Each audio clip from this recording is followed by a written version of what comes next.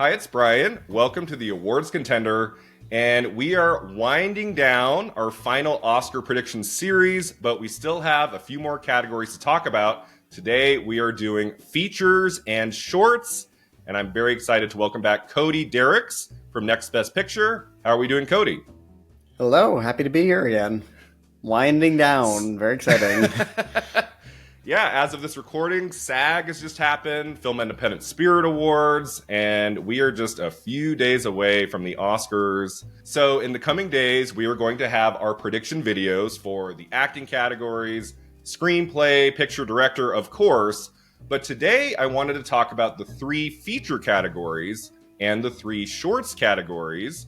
This will be fun. I'm going to need your help a little bit, CODY, because I haven't seen all of the shorts. I saw some of them. Let's start with live action short film.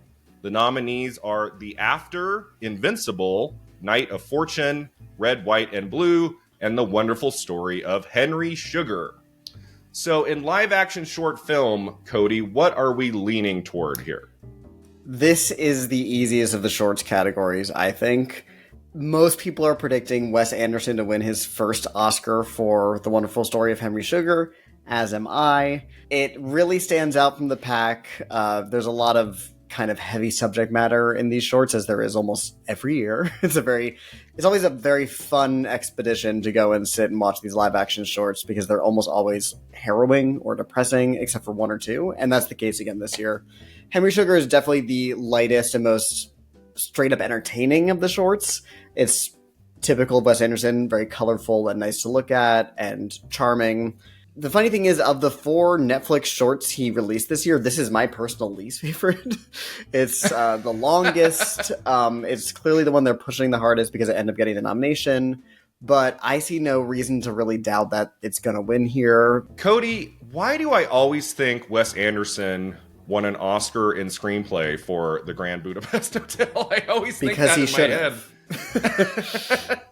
Like, I remember that movie won at least 3, right? Like, it won some It won stuff. 4 Oscars, yeah. 4, okay. All in the craft categories, yeah. So when people keep reminding me, oh, Wes Anderson has never won an Oscar, I'm like, oh, right. I thought he won for Grand Budapest and something. So I saw 3 of these, CODY, The After, Night of Fortune, and The Wonderful Story of Henry Sugar. And to me, the Henry Sugar short was the best. And it does seem like the clear winner here. I can't imagine many voters going for, like, The After or Night of Fortune.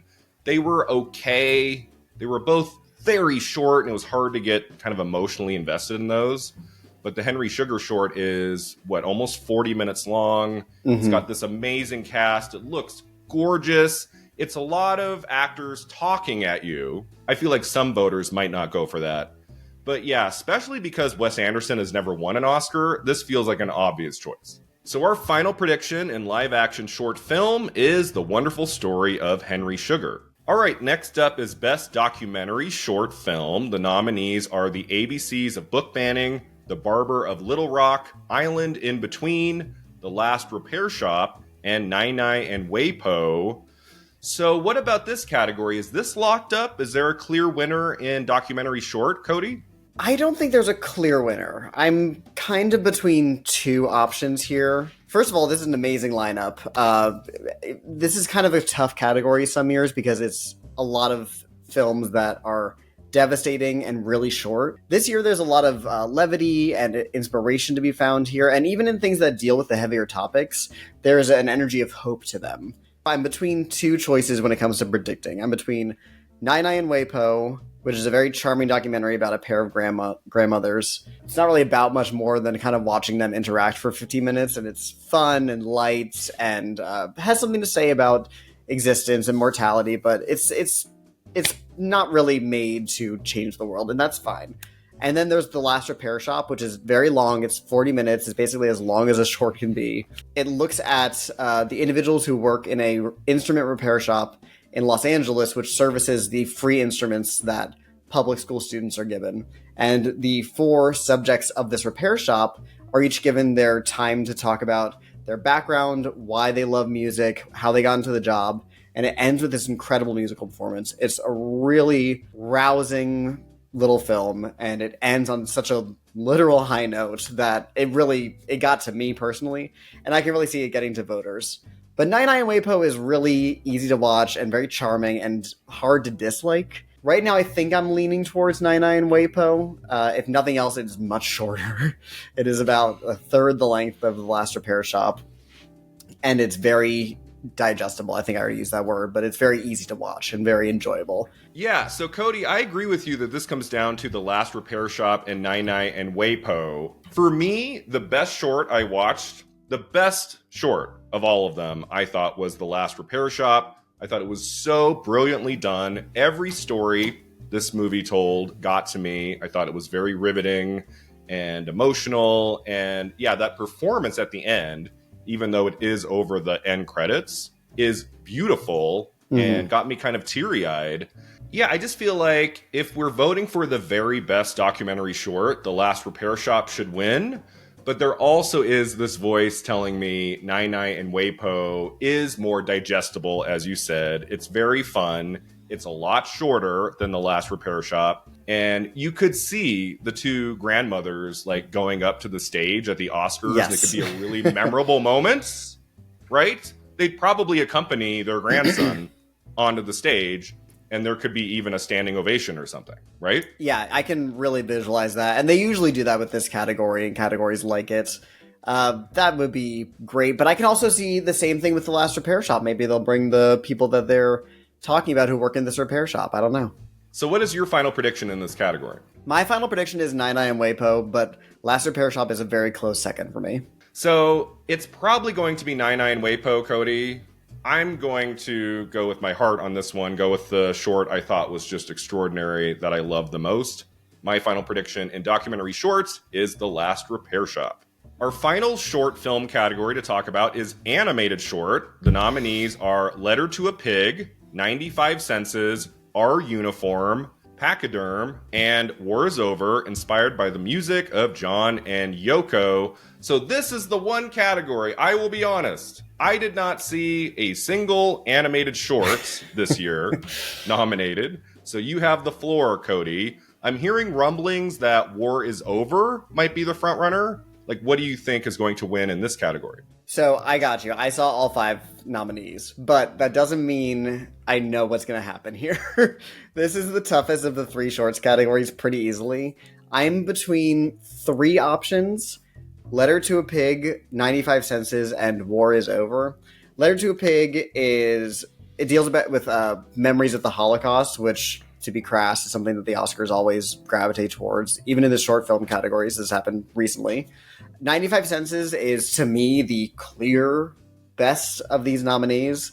It's a really interesting use of animation as a medium. It explores the 5 senses through this one man who's narrating, voiced by Tim Blake Nelson. And every single one of the 5 senses uses a different animation style, and it's aiming towards a narrative conclusion that's shocking and moving, but it is also not depressing. But then there's War is Over, inspired by the music of John and Yoko. I did not like this short.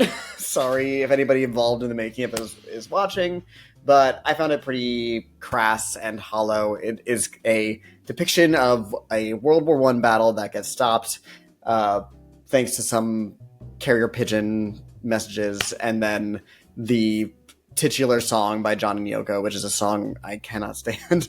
It's CGI. It isn't really the most groundbreaking animation style, which in this category you usually see all sorts of different animation styles. Experimental uses of animation because it's a shorter runtime, so you can do a bit more with it in terms of animation styles and techniques that you can't necessarily do in a feature.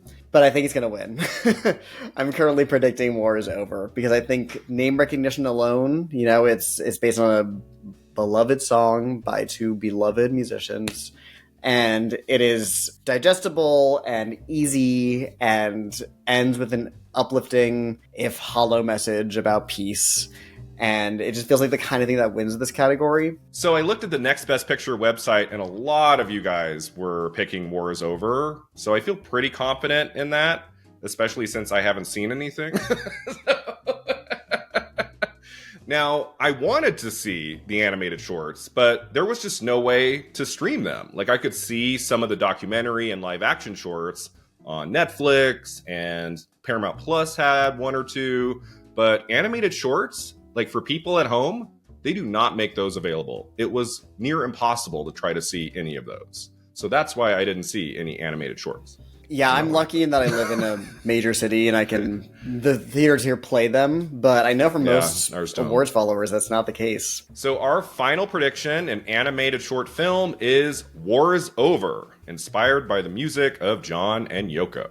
Okay, so now we move on to the feature categories. Let's start with Best International Feature Film.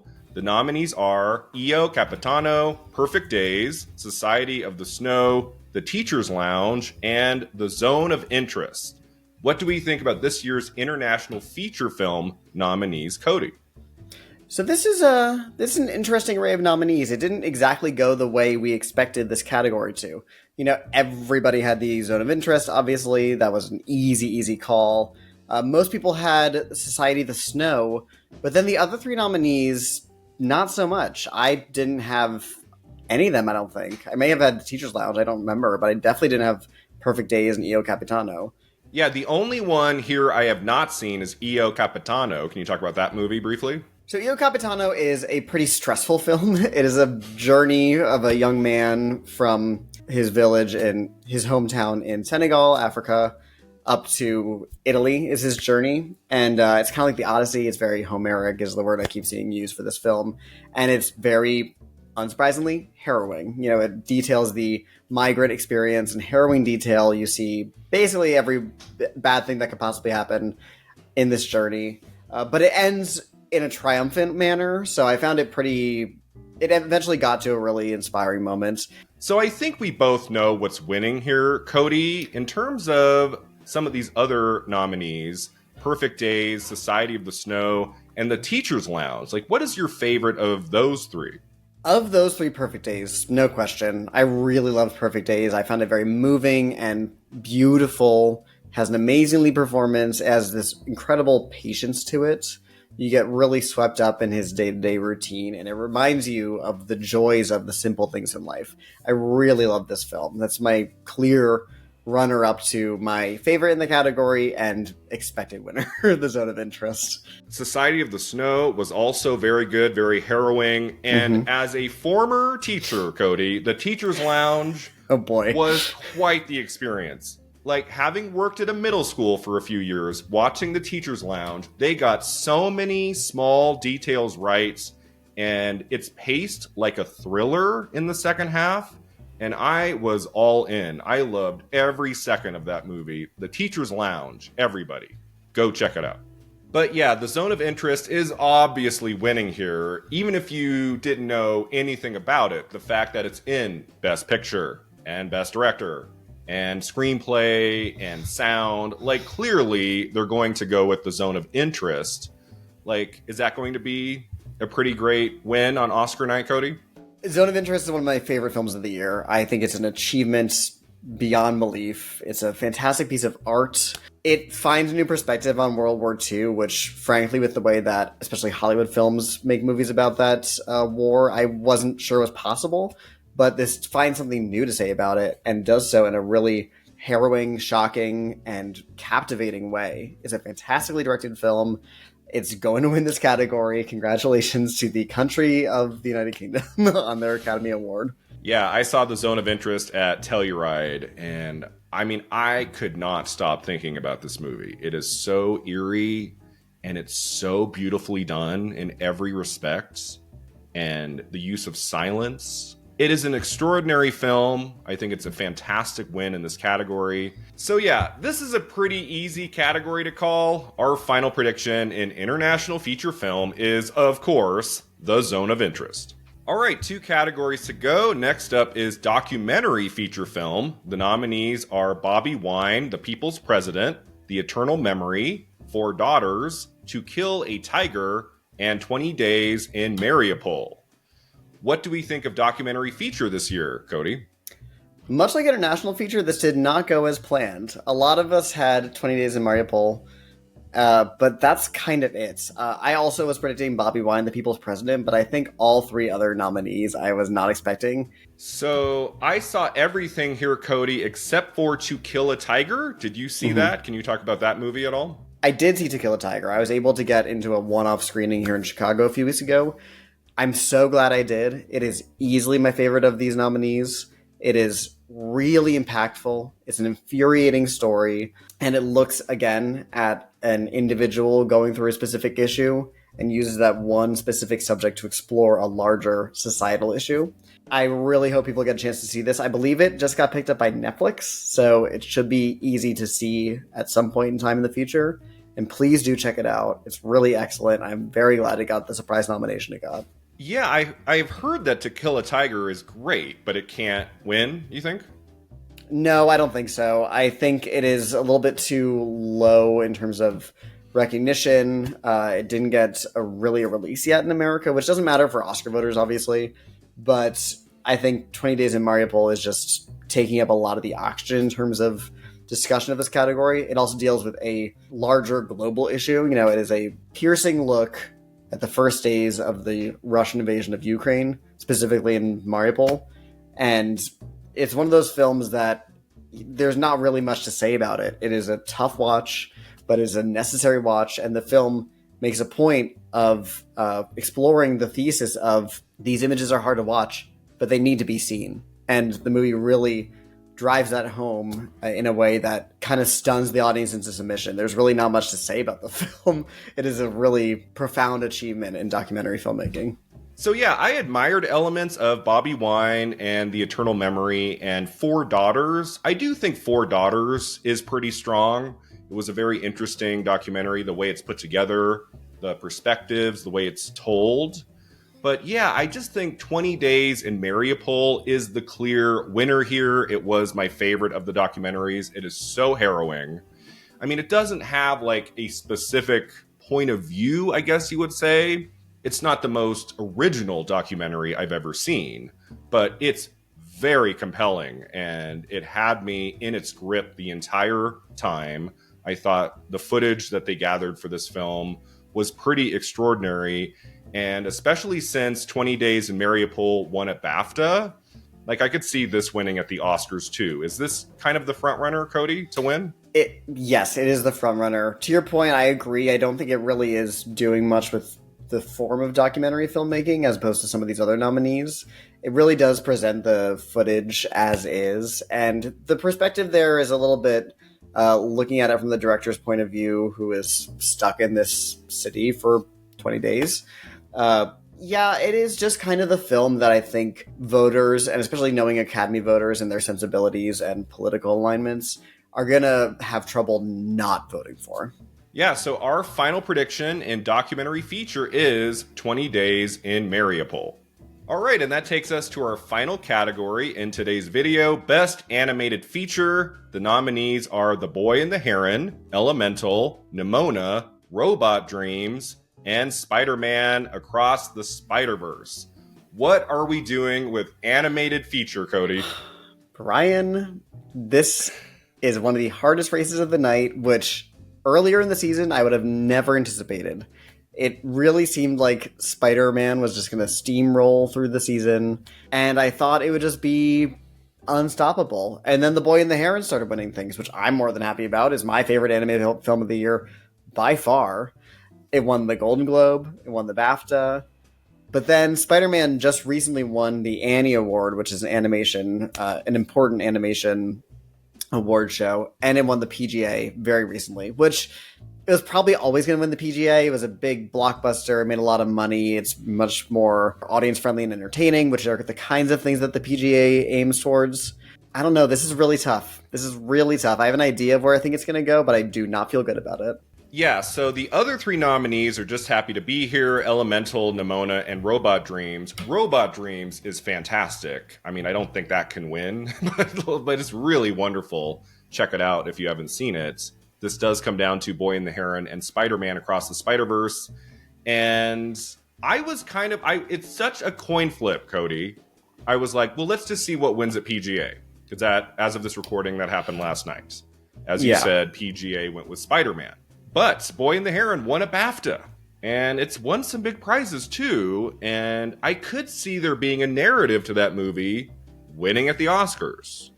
So are you kind of like 51-49% here, Cody? Like, what do you think? I'm actually about that close. It's really tough for all the reasons you said. I keep going back and forth. I'm probably going to continue going back and forth until Oscar night because we have all the information we need at this point to make a guess. I just don't know what to do.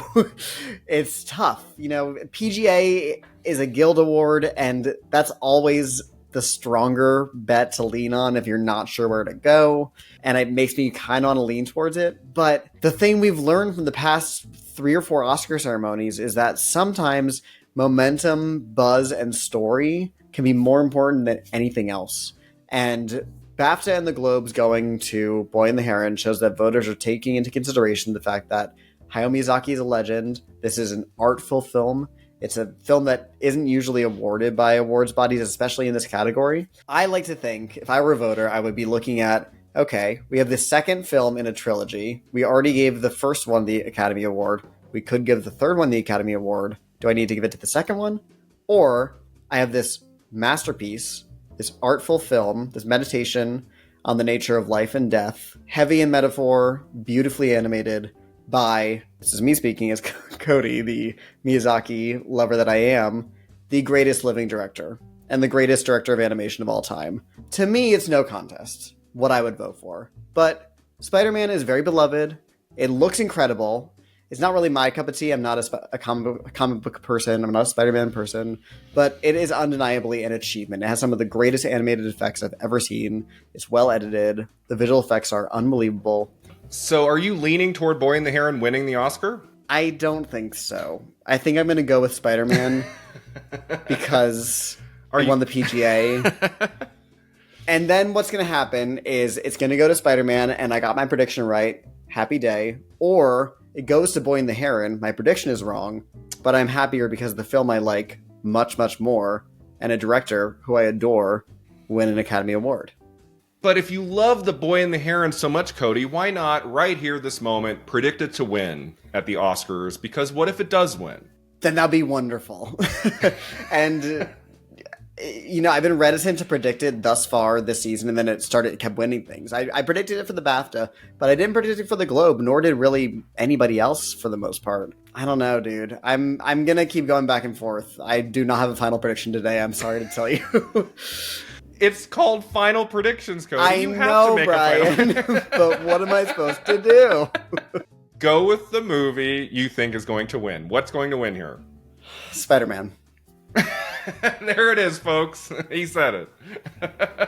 So, yeah, Oh, I mean, no. I don't want to piss off the world. I didn't love The Boy and the Heron as much as others. I thought Spider-Man Across the Spider-Verse was one of the most extraordinary films of the year, animated or live action. My final prediction, an animated feature, is Spider-Man Across the Spider-Verse. What are you going with, Cody? Spider-Man Across the Spider-Verse. He says very reluctantly. But if there's any Oscar voters watching right now who haven't turned in their ballot, vote for Boy and the Heron, please.